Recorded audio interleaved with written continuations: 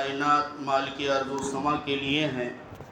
بعد بے شمار درود و سلام ہوں اللہ کے آخری نبی حضرت محمد رسول اللہ صلی اللہ علیہ وآلہ وسلم پر۔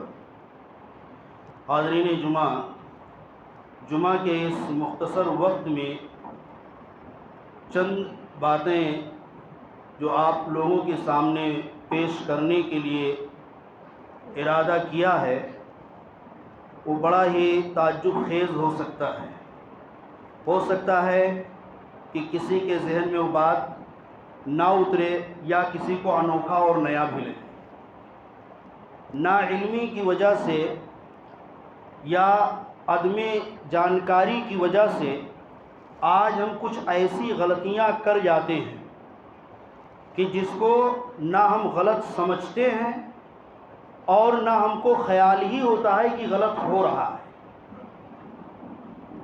وہ بات کیا ہے کہ آج ہمارے معاشرے کے اندر یہ مقولہ یا محاورہ بنا ہوا ہے کہ میاں بیوی کہیں بانٹے ہوئے ہیں، یعنی جو بیوی کا وہ شوہر کا اور جو شوہر کا وہ بیوی کا، یعنی دونوں کی جائیداد، دونوں کی پراپرٹی، دونوں کا پیسہ، دونوں کا دھن ایک دوسرے کا ہے۔ جو شوہر کا وہ بیوی کا ہے، جو بیوی کا وہ شوہر کا۔ یہ ہمارے یہاں ایک ماحول بنا ہوا ہے۔ حالانکہ اگر ہم شریعت کو دیکھیں تو ایسا نہیں ہے۔ کیوں نہیں ہے؟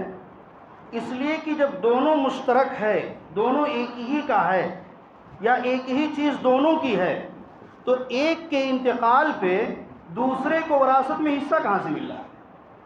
کوئی اپنے ہی مال کا اپنا وارث ہوتا ہے؟ نہیں نا؟ جس سے یہ صاف واضح ہوتا ہے کہ دونوں کی ملکیت الگ الگ ہے۔ عورت کی ملکیت الگ ہے اور شوہر کی ملکیت الگ ہے۔ اور یہی نہیں، باپ بیٹے کی، بھائی بہن کی، تمام رشتہ داروں کی ملکیت کو شریعت نے الگ الگ ایکسپٹ کیا ہے، الگ الگ اس کو تسلیم کیا ہے۔ سب مشترکہ نہیں ہے، سب کی ملکیتوں کو الگ الگ اللہ نے، شریعت نے، قرآن نے اس کو ایکسپٹ کیا ہے۔ یہی وجہ ہے کہ بھائی کا انتقال ہو جائے دوسرا بھائی بہن اس کے وارث بھی بنتے ہیں، باپ کا انتقال ہو جائے بیٹا وارث بنتا ہے، بیٹے کا انتقال ہو جائے باپ وارث بنتا ہے، شوہر کا انتقال ہو بیوی وارث بنتی ہے، بیوی کا انتقال ہو شوہر وارث بنتا ہے۔ اس طرح سے تمام رشتہ دار ایک دوسرے کے وارث بن رہے ہیں۔ تو وارث بننا ہی اس بات کی دلیل ہے کہ ہر ایک کی ملکیت الگ ہے۔ آج ہم غلطی کہاں کرتے ہیں؟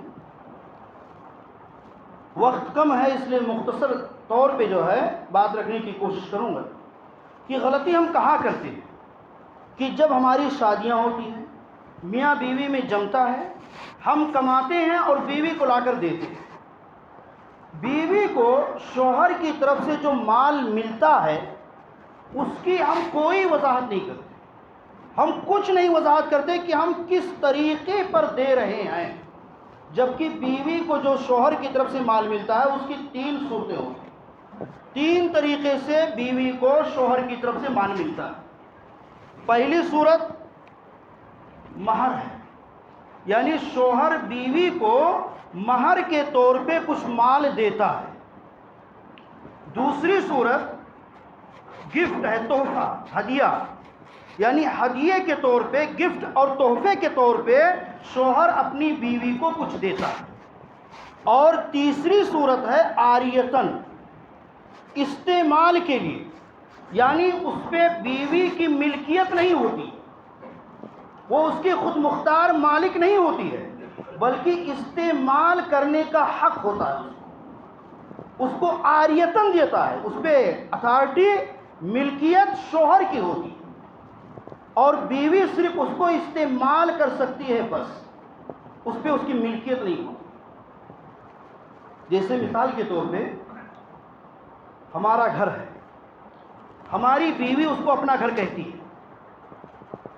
کوئی بھی پوچھے کس کا گھر؟ میرا گھر ہے، یہ نہیں کہتے میرے شوہر کا۔ لیکن جب کبھی معاملہ بگڑتا ہے، طلاق کی نوبت آتی ہے یا کوئی بھی بات ہوتی ہے تو کیا وہ گھر لے کر چلی جاتی ہے؟ نہیں، وہ شوہر کا گھر ہوتا ہے. شوہر اپنے گھر کو اپنے انڈر میں لے لیتا ہے، جس سے پتہ کیا چلا کہ یہ گھر استعمال کرنے کے لیے بیوی کو ملا، استعارہ کے طور پہ استعمال کرنے کے لیے ملا تھا. اس کی اتھارٹی تھی استعمال کی، اس کی مالک نہیں تھی. تو اسی طرح سے عورت کو تیسری قسم جو ہے، جو مال اس کو دیا جاتا ہے، وہ عاریتاً دیا جاتا ہے، استعمال کے لیے دیا جاتا ہے، اس پہ اس کی ملکیت نہیں ہوتی. اب غلطیاں کہاں ہوتی ہیں؟ ہم عدم علم کی بنیاد پہ غلطی کہاں کرتے ہیں، اور یہ غلطی معمولی نہیں ہے. یہ غلطی ایسی غلطی ہے جو آخرت تک پکڑ ہونے والی غلطی ہے، آخرت کو تباہ اور برباد کرنے والی غلطی ہے. کیسے؟ پہلے ایک اصول سمجھیں. شریعت نے احکام کو دو طریقے سے بیان کیا ہے. کسی حکم کو صاف وضاحت کر دیا، یہ ایسا یہ ایسا یہ ایسا ہے، اور کسی حکم کو عرف پر محمول کیا ہے. یعنی معاشرے میں جو عرف ہوتا ہے، عام طور پہ جو سمجھا جاتا ہے، اس پر اس کو محمول کیا ہے. جیسے مثال کے طور پہ اللہ نے یتیموں کے تعلق سے فرمایا کہ یتیموں کی جو پرورش کر رہا ہے، وَإِن كَانَ فَقِيرًا فَلْيَأْكُلْ بِالْمَعْرُوفِ، اگر پرورش کرنے والا غریب ہے، محتاج ہے، تو یتیم کے مال میں سے معروف طریقے سے کھا سکتا ہے. مقدار نہیں بتایا، 2%، 5%، 10% مقدار نہیں، معروف طریقے سے، یعنی عرف میں جتنا ہو سکتا ہے. اسی طرح سے طلاق کے مسئلے میں اللہ نے کہا کہ جب طلاق بیوی کو دی جائے اور عدت اس کی پوری ہونے والی ہو، عدت قریب میں ہو، عدت ابھی ختم نہیں ہوئی، پوری ہونے والی ہے، قریب پہنچ چکی ہے، فَإِمْسَاكٌ بِمَعْرُوفٍ أَوْ تَسْرِيحٌ بِإِحْسَانٍ، یعنی معروف طریقے سے اس کو روک لے، رجوع کر لے، اپنی بیوی بنا لے، یا احسان کے طریقے سے اس کو جدا کرے. اس طرح کی قرآن میں بہت ساری آیتیں ہیں، اور بہت سارے مسائل میں معروف کو تسلیم کیا گیا ہے. حدیث کے اندر بھی عرف کو تسلیم کیا گیا ہے. تو کچھ مسائل کو شریعت نے عرف پر محمول کیا، یعنی عرف میں جو چلتا ہے وہی مانا جائے گا. اب یہ اگر سمجھ میں آ گئی ہے تو بات آگے بڑھاتے ہیں. بیوی کو جو ہم مال دیتے ہیں وہ مہر تو متعین ہے، وہ مہر دینا لازمی ہے، اور یہ کلیئر بھی ہے کہ سب کوئی جانتا ہے کہ جو مہر ہم نے دے دیا وہ واپس نہیں ہوگا، وہ بیوی کا حق ہے. لیکن جو گفٹ دیتے ہیں اور عاریتاً دیتے ہیں، اس میں ہم وضاحت نہیں کرتے کہ ہم نے بیوی کو کون سا مال گفٹ کے طور پہ دیا اور کون سا مال عاریتاً دیا، یہ ہم وضاحت نہیں کرتے. اگر ہم نے وضاحت نہیں کیا تو جہاں وضاحت نہ ہو وہاں عرف سمجھا جاتا ہے، جس میں وضاحت نہ ہو اس میں عرف سمجھا جاتا ہے. اور عرف کے طور پہ بیوی کو جو بھی آدمی دیتا ہے وہ گفٹ دیتا ہے. تو اگر ہم نے عاریتاً یا گفٹ دونوں میں وضاحت نہیں کیا کہ یہ 10,000 ہم دے رہے ہیں یہ گفٹ، یہ 10 تولہ تمہیں سونا بنوا کے دے رہے ہیں یہ گفٹ ہے، یا یہ 10 تولہ سونا دے رہے ہیں یہ عاریتاً دے رہے ہیں، وضاحت نہیں کیا، تو وہ عرف میں سمجھ کر کے وہ گفٹ ہوگا. اب وہ بیوی کا ہو گیا، اس کو استعمال کرنے لوٹانے کی گنجائش نہیں، اس کو آپ واپس نہیں لے سکتے. اس لیے کہ گفٹ جو ہوتا ہے تحفہ ہدیہ، اس کو لوٹانے والے کی مذمت اللہ کے رسول صلی اللہ علیہ وسلم نے کیا بیان کیا ہے کہ ہدیہ کو واپس لینے والا ویسے ہی ہے جیسے کتا قے کر کے چاٹتا ہے، قے کرتا ہے، الٹی کرتا ہے، اس کو چاٹ لیتا ہے، تو ہدیے کے لوٹانے والے کی مثال ہے. تو ہدیہ لوٹانا جائز نہیں ہے. اب ہم نے وضاحت نہیں کیا کہ یہ ہدیے کا ہے، یہ عاریتاً ہے، تو عرف میں کیا سمجھا گیا؟ ٹوٹل ہدیہ. اب ہم کو ضرورت پڑ گئی پیسے کی، کیا کیے؟ بیوی سے وہ 10 تولہ سونا لے کر کے بیچ دیے، اور بیچ کر کے اپنا استعمال کے لیے کھا گئے. اس کو دینے کا کوئی نام و نشان نہیں ہے، وہ اس کی پراپرٹی ہے، اس کی جائیداد ہے، اس کی ملکیت ہے، وہ ہمارے اوپر قرض ہے جب تک کہ بیوی معاف نہ کرے. تب تک وہ ہمارے اوپر قرض رہا. کیوں؟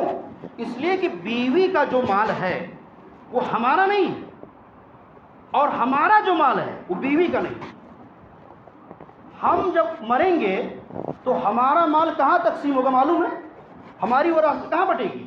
بیوی اپنا ایک حصہ لے کر کے، جو بھی اس کا حصہ ہے شریعت کے مطابق 1/4 یا 1/8 دونوں حصہ اس کا آتا ہے، اولاد ہونے نہ ہونے کی صورت میں وہ تفصیل الگ ہے، وہ اپنا حصہ لے کر کے الگ ہو گئی، اور باقی ٹوٹل مال ہمارے خاندان میں بٹے، ہمارے گھر میں بٹے.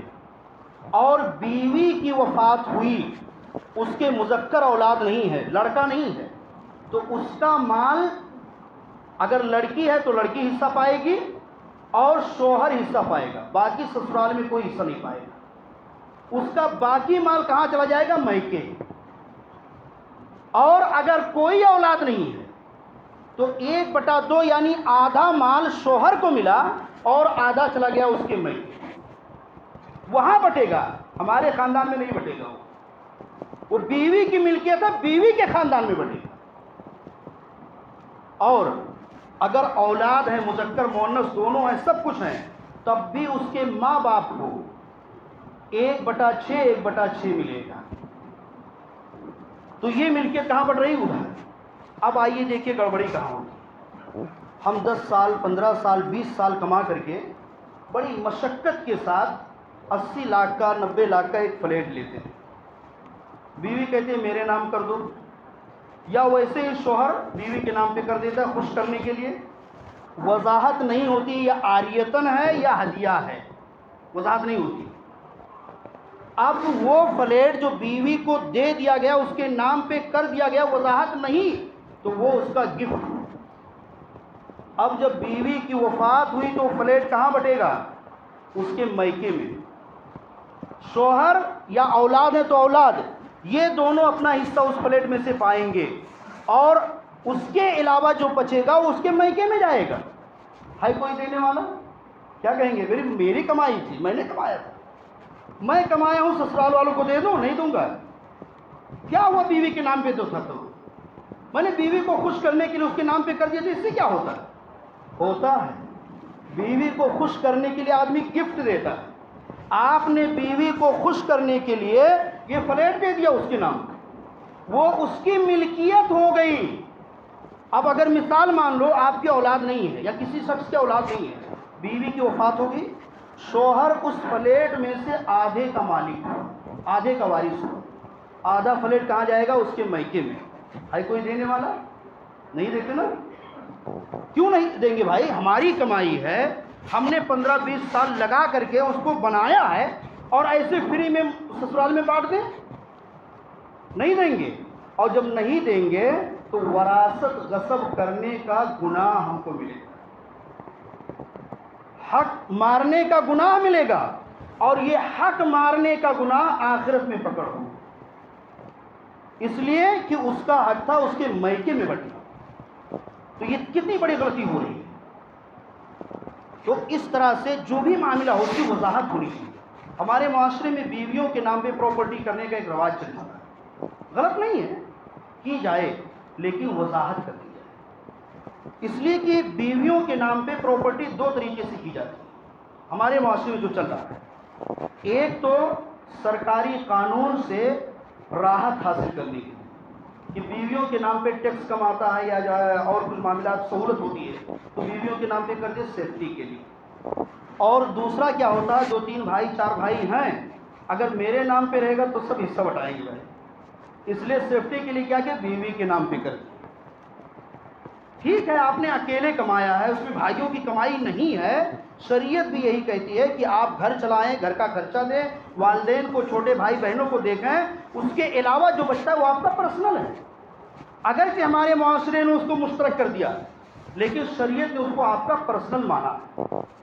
آپ گھر چلا رہے ہیں، بڑے ہیں، بھائی بہنوں کی چھوٹے چھوٹے جو گھر میں ہیں آپ کی زیر نگرانی، ان کی پرورش کر رہے ہیں، ماں باپ کی دیکھ ریکھ کر رہے ہیں، بیوی بچوں کو کھلا پلا رہے ہیں. اس کے علاوہ جو پڑتا ہے وہ آپ کا پرسنل ہے، اس میں کسی کا حصہ نہیں.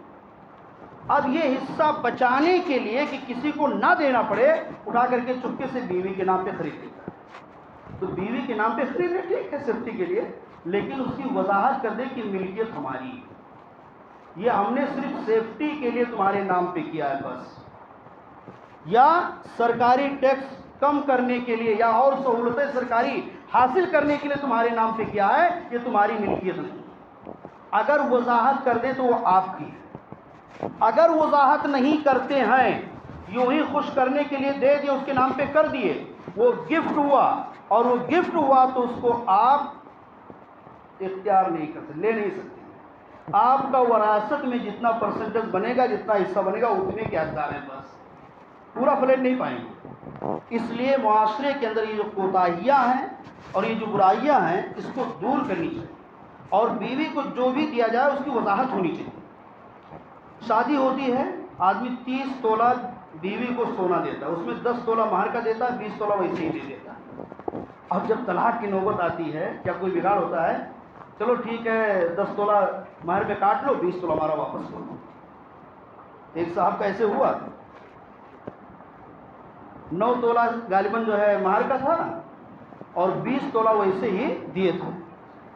جب جدائی کی نوبت آئی تو کہا وہ 9 تولہ میں جو ہے کھلا لے رہی، اس لیے 9 تولہ وہ واپس لے رہا ہوں، اور باقی 20 تولہ میں چھوڑ رہا ہوں۔ میں کہا چھوڑو گی کیا بھائی، وہ تو اس کا حق، وہ 20 تولہ تم نے گفٹ کے طور پہ دیا تھا، وہ کھلا لے رہی تو یہ 9 واپس آ رہا ہے، اگر طلاق دیتے تو یہ 9 بھی جاتا، وہ 20 بھی جاتا، گفٹ واپس نہیں ہوتا۔ ہم شادیاں کرتے ہیں، جہیز خوب دیتے ہیں، جب کہیں بگاڑ ہوتا ہے تو سب وصولتے ہیں، دیتے سمے اگر کوئی منع کرے بھائی کیا کر رہے ہو، یہ ارے صاحب گفٹ دے رہے ہیں، ہدیے کے طور پہ دے رہے ہیں، تو جب جدائی ہو رہی تو ہدیہ واپس لوگے؟ ہدیہ واپس نہیں ہوتا ہے بھائی۔ تو اس طرح سے اس کی وضاحت ہونی چاہیے کہ کون سا مال ہم تمہیں گفٹ کے طور پہ دے رہے ہیں، ہدیے کے طور پہ، اور ہدیہ یاد رکھیے کسی بھی صورت میں واپس نہیں ہوتا۔ ہدیہ صرف ایک آدمی واپس لے سکتا ہے، کون؟ والدین۔ والدین نے اپنی اولاد کو اگر ہدیہ دیا ہے تو وہ واپس لے سکتے ہیں، کس صورت میں؟ جب اولاد کے درمیان برابری نہ ہوگی، جیسے کسی کے 4 بیٹے 2 بیٹیاں ہیں، 2 کو دے دیا باقی کو چھوڑ دیا، تو ایسی صورت میں وہ ہدیہ واپس ہو جائے گا۔ کیوں؟ اولاد کے درمیان برابری نہیں ہو رہی، تو برابری کرنے کے لیے وہ ہدیہ واپس کر لیں گے، اور باقی کسی کے لیے ہدیہ واپس لینا جائز نہیں ہے۔ صرف والدین اپنے اولاد کو ہدیہ دیے، اور وہ بھی اس صورت میں جب اولاد کے درمیان برابری نہ ہوئی، انصاف نہ ہوا ہو، تو اس کو واپس کر سکتے ہیں۔ انہی چند باتوں پہ اللہ تعالیٰ سے دعا ہے کہ الہ العالمین ہمیں کہنے اور سننے سے زیادہ سمجھنے اور عمل کی توفیق